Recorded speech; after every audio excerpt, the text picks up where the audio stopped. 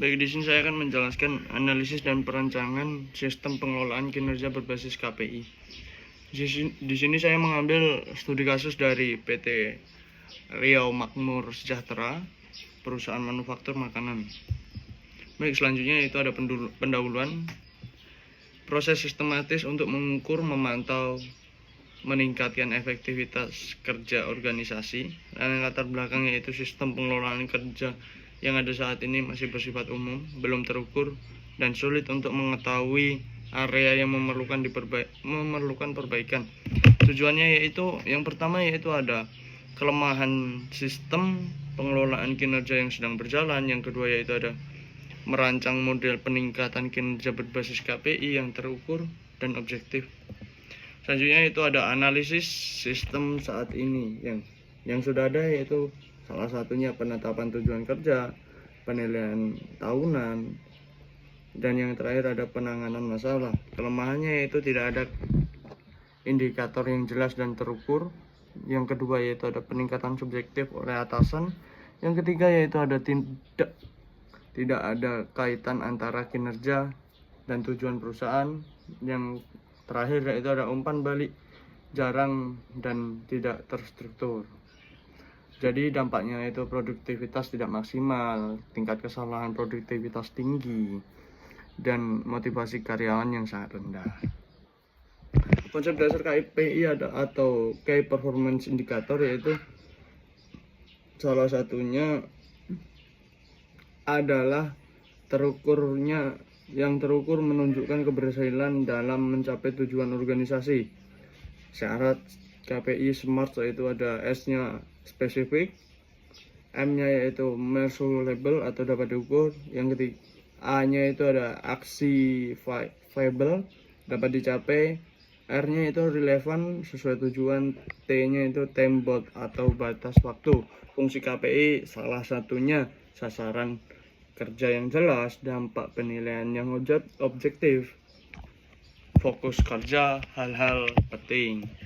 Selanjutnya itu ada rancang model 4 tahap. Yang pertama adalah penetapan KPI, yang kedua yaitu ada pemantauan, yang ketiga ada evaluasi atau umpan balik, yang terakhir adalah tindakan peningkatan. Penetapan KPI berdasarkan departemen.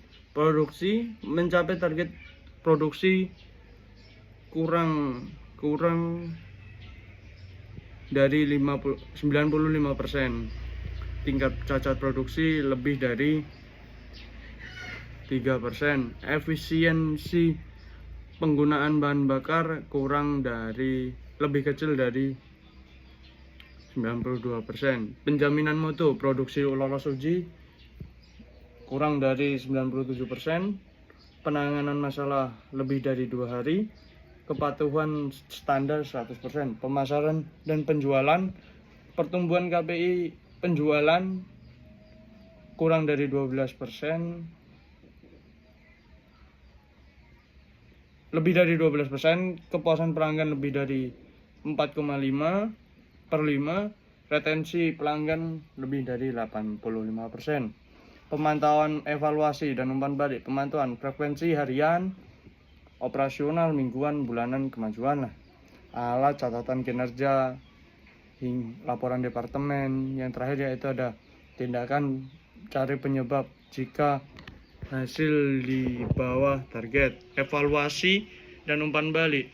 Evaluasi akhir bulan dan tahun dibandingkan hasil dan target. Umpan balik yaitu tatap muka, apresiasi, bahas kendala, rancangan perbaikan. Tindakan peningkatan